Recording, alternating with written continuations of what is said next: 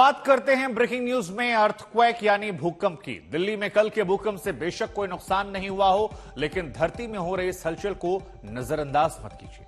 भूकंप के खतरे के लिहाज से दिल्ली जोन 4 में आता है। जोन 4 का मतलब वो इलाका जहां भूकंप का बड़ा खतरा है। दिल्ली में हमेशा किसी बड़े भूकंप की आशंका बनी रहती है और ऐसे में कल जो धरती हिली है वो डराने वाली है।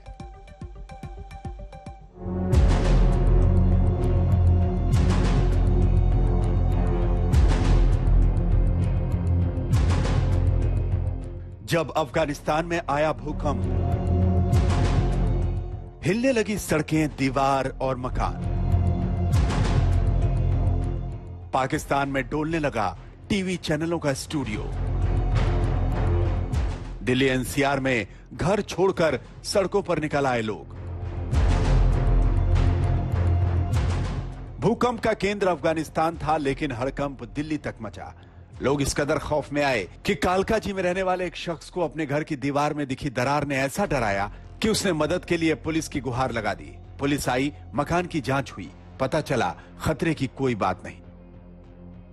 झुकने के लिए जो 3rd फ्लोर पे जो ओनर हैं, जो उन्होंने कॉल किया था पुलिस को और फायर ब्रिगेड वगैरह को कि हमारी बिल्डिंग में ऐसे क्रैक आ गया है।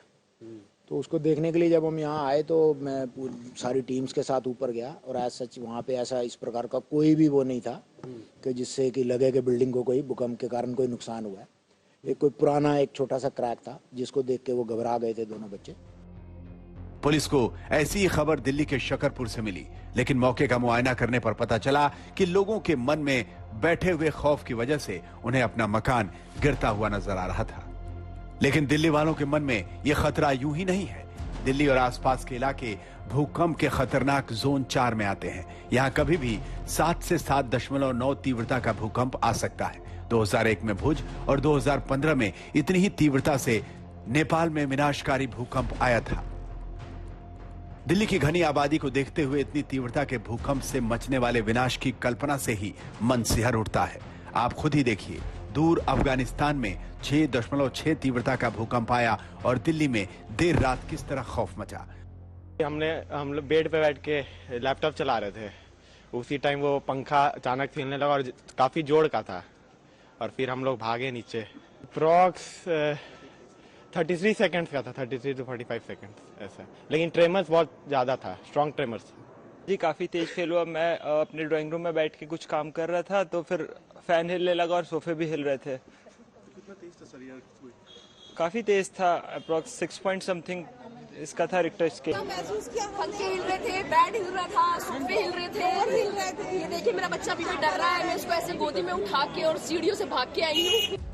कुछ साल पहले भूविज्ञान मंत्रालय ने एक रिपोर्ट में कहा था कि दिल्ली में अगर रिक्टर स्केल पर 6 से अधिक तीव्रता का भूकंप आता है तो बड़े पैमाने पर जान माल की हानि होगी।